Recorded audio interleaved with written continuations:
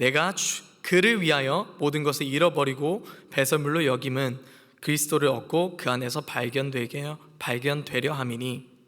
우리가 주님을 영접하기 전에는 땅의 모든 것들이 유익했습니다. 나에게 만족도 주었고 기쁨도 주었고 때론 사람들의 인정을 통해서 내 마음이 채워졌기 때문입니다. 그러나 바울이 고백한 것처럼 예수님을 알고 난 뒤에는 이 모든 것을 해로 여겨지는, 그리스도를 얻고 그 안에서 발견되기 위해서 우리가 전에 누렸던 모든 것들을 해로 여길 수 있는 것입니다. 이 말인즉슨 예수님을 얻는 것이 땅의 부귀영화를 얻는 것보다 귀한 것임을 믿기 때문입니다. 그렇게 고백하시죠. 그래서 이 자리에 하나님 예배하고 계시죠. 우리의 생명이 그리스도와 함께 하나님 안에 감추어졌다면 그 생명을 발견하는 일은 우리가 이제 옛 사람을, 옛 생각을, 옛 습관을 벗어버림과 동시에 생명이신 예수님만을 우리의 유익으로 여기는 것입니다. 예수님 안에 생명이 있음을 고백한다면 5절 말씀에 따라 땅에 있는 지체를 죽이게 될 것입니다. 땅의 것을 우선순위 하게 되면 어떤 일이 일어납니까? 우리가 하나님을 우선순위로 두지 못함에 따라 우리는 하나님의 뜻에 순종하지 않게 됩니다. 이는 우리가 생명을 잃어버리는 일인 것을 인지하고 있어야 합니다. 예수님의 피값으로 얻은 우리의 새 생명, 새 삶, 너무나 귀한 것 아닙니까? 그런데 우리는 이를 별것 아닌 것으로 여기며 살아갈 때가 참 많습니다. 불성실한 예배를 통해서, 불성실한 순종과 불성실한 삶을 통해서 예수님을 나타내지 못할 때가 얼마나 많습니까? 우리가 넘어지는 것은 괜찮습니다. 그러나 우리가 이전의 삶으로 돌아가고 싶은 그런 마음을 가지는 것은 괜찮지 않습니다. 어떤 말씀을 드리고 싶은 거냐면 저를 포함한 사역자들 또한 불성실하게 살아갈 때가 참 많습니다. 그러나 우리가 마음을 잃지 않아야 한다는 것입니다. 불성실하게 살아가는 데에 대한 마음의 아픔과 고뇌와 또 어떻게 회개하고 어떻게 주님께 더 나아갈 수 있을까, 회복할 수 있을까, 그러한 마음의 중심이 주님께 있어야 한다는 이야기입니다. 저도 이러한 고민을 요새 참 많이 했습니다. 예배하면서 온 마음이 안 담기는 그런 마음, 찬양을 하는데 온전히 주님을 바라보지 못하는 것 같은 그런 마음. 인생을 돌아보면서 13살 때 처음 기타를 잡았습니다. 그때 기타를 잡으면서 찬미 예수라는 찬양집을 가지고 찬양곡을 불렀던 생각이 많이 났습니다. 그때는 찬양팀도 아니었고 그냥 그 어린 나이였는데 하나님을 찬양하는 것이 그냥 좋았습니다. 그래서 그냥 2시간 동안, 3시간 동안 하루하루 하나님을 찬양하고 예배하는 것이 참 좋았는데, 순수한 그런 마음의 중심이 주님 앞에 있었는데 어느샌가 그런 것들이 내 안에서 없어지는 것, 그것을 알고 난 뒤에 이렇게 하나님 예배하면 안 되겠다라는 생각이 들게 되었습니다. 저는 이러한 괴로움과 고민이 우리 안에 있다는 것 자체가 우리가 그리스도인이라는 것의 증거인 것 같습니다. 주님을 제대로 예배하지 못하는 데 마음이 아프다는 것은 우리가 주님을 사랑한다는 증거이며 주님을 더욱더 알기 원하는 열망이기 때문입니다. 그 마음 잃지 않고 주님께 나아오시면 주님께서 기쁘게 받아주실 줄 믿습니다. 우리가 경계해야 되는 것은 예배와 섬김의 대상이 하나님이 아니게 될 것을 조심해야 되는 것입니다.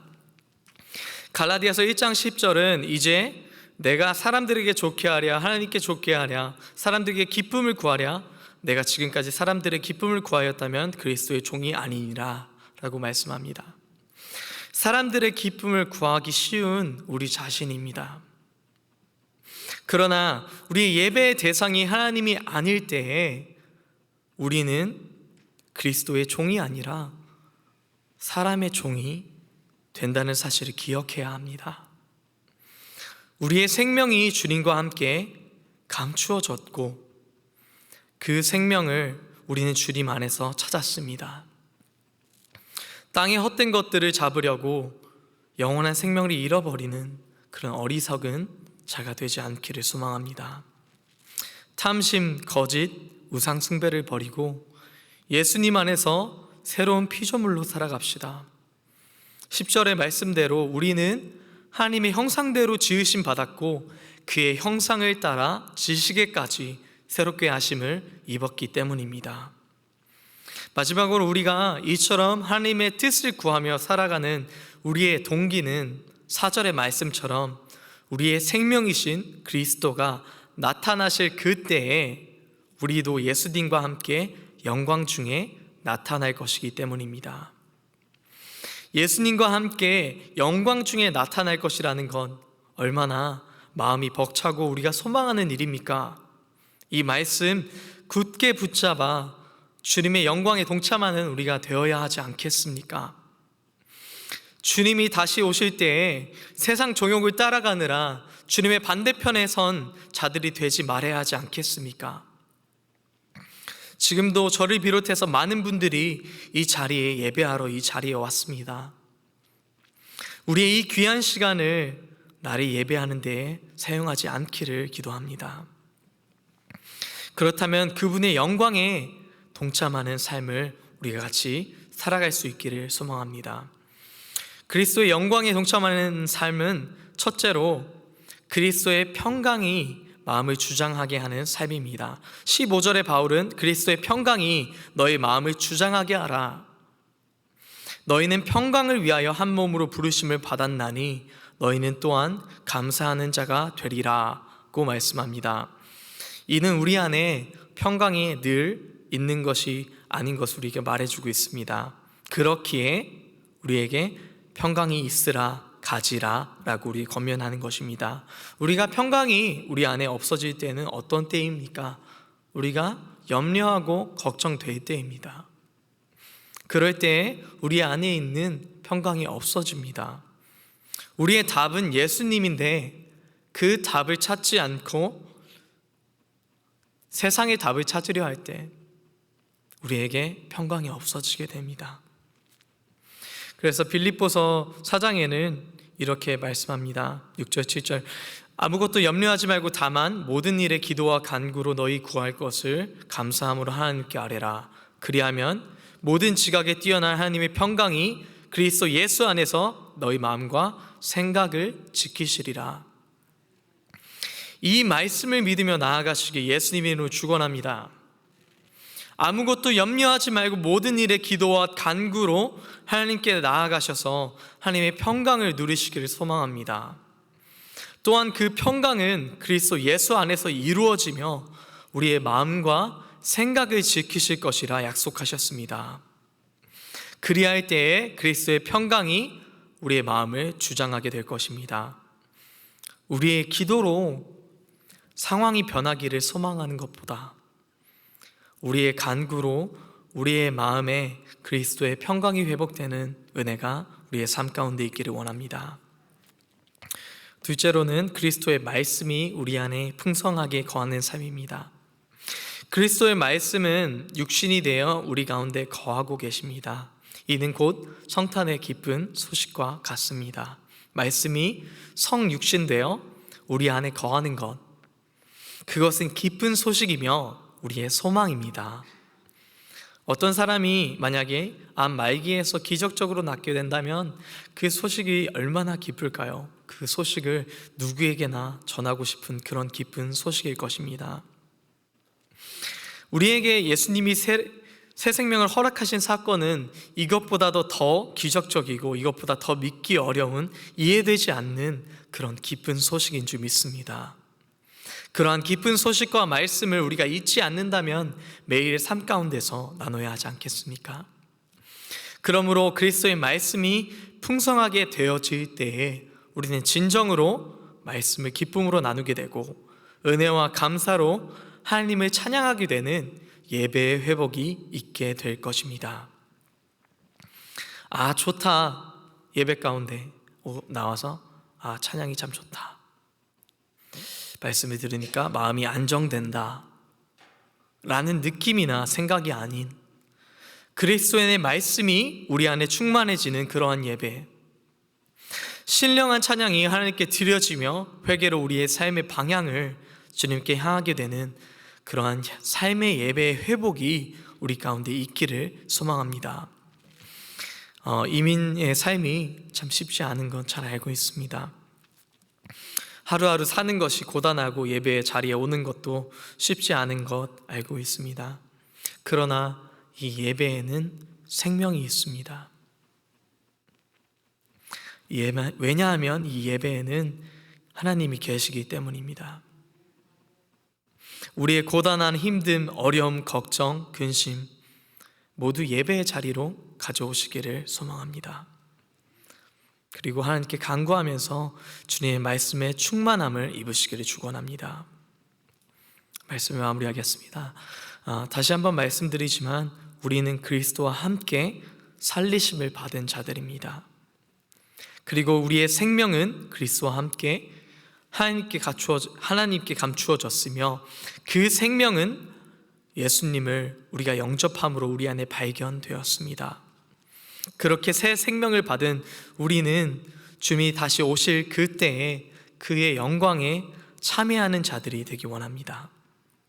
그러기 위해서 우리의 옛 모습들 버리고 다시 찾으려고 하지 않으며 그리스도의 평강과 말씀으로 충만하여 져야 된다는 사실을 잊지 않기를 축원합니다.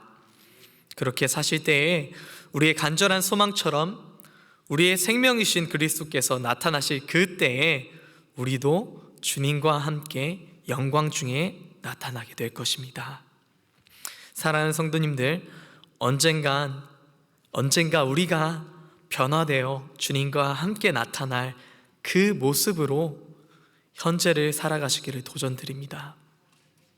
그것이 주님 안에 소망을 찾고 고백하는 그리스도인들의 마땅한 삶의 모습이 되어야 하기 때문입니다. 기도하겠습니다. 하나님, 우리가 우리의 삶 가운데서 하늘의 것을 추구하고 찾고 구해야 하는데 우리의 염려와 근심으로 세상의 것들을 주님 앞에서까지 구할 때가 참 많습니다. 아니, 그러나 우리는 그리스도와 함께 다시 살리심을 받은 자들입니다. 주님 안에서 생명을 찾은 자들입니다. 그 주신 생명 주님께 드릴 수 있는 자들 되게 하여 주시옵소서. 그 생명 주님을 위해, 하나님의 나라를 위하여 사용할 수 있게 하여 주시옵소서. 우리가 언젠간 변화될 그 모습으로 현재를 살아가는 우리 될 수 있도록 주님 인도하여 주시기를 원하옵니다. 그래야 그리스도의 평강과 그리스도의 말씀이 우리 안에 풍성하게 거하여 주님을 진실로 진정으로 매순간 예배하는 우리가 될 수 있도록 주님 우리의 삶과 함께하여 주시옵소서. 이 모든 말씀 예수님의 이름으로 기도드렸습니다. 기도하시겠습니다. 첫 번째 기도 제목, 우리가 주님과 함께 다시 살리심을 받았음을 믿음으로 위의 것을 구하고 땅의 것을 생각하지 않을 수 있도록 기도하겠습니다. 그래서 우리 염려와 근심 내려놔놓고 오직 주님께 온전한 믿음으로 나아갈 수 있는 우리 되게 해달라고 이 시간 기도하며 나아가겠습니다. 기도하겠습니다. 하나님 아버지, 감사합니다. 이 땅을 살아가는 우리는 이 땅의 것들을 많이 생각합니다. 영원한 하나님의 나라가 있다고 고백하는 우리인데 그 영원한 하나님의 나라